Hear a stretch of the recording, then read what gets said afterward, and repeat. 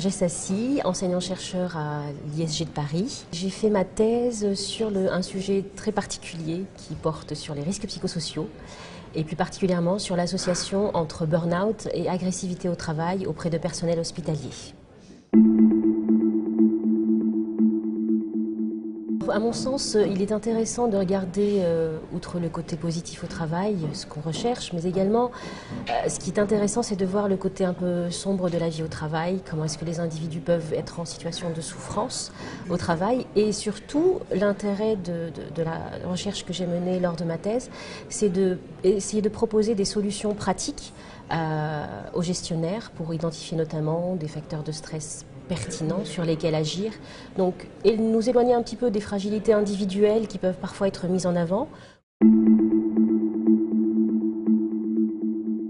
Comme j'ai travaillé sur une population très particulière, à savoir le personnel soignant, je dirais que le premier enseignement, c'est qu'effectivement, il y a burn-out auprès de cette population-là, et également que cet état de burn-out auquel on associe beaucoup d'états émotionnels négatifs peut générer des comportements d'agressivité au travail.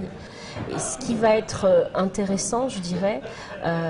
c'est de mettre en avant aussi les ressources dont va disposer l'individu ou l'organisation pour y faire face.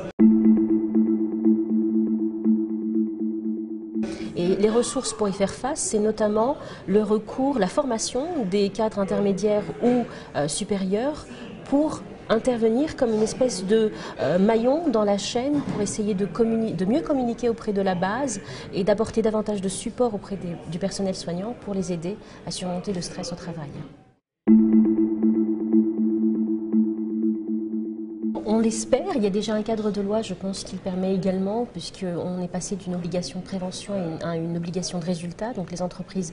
aujourd'hui sont un peu plus conscientes, je dirais, de ces risques psychosociaux, un peu plus aussi convaincues de leur part de responsabilité, c'est-à-dire qu'au-delà des fragilités individuelles, l'entreprise est réellement responsable de ce qui arrive en termes de détérioration du bien-être de leurs subordonnés. Donc cette prise de conscience, à mon sens, elle est intéressante. Donc plus qu'une prise de conscience, il faut aujourd'hui entamer des actions concrètes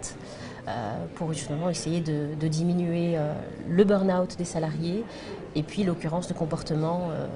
non favorables à un climat sain de travail.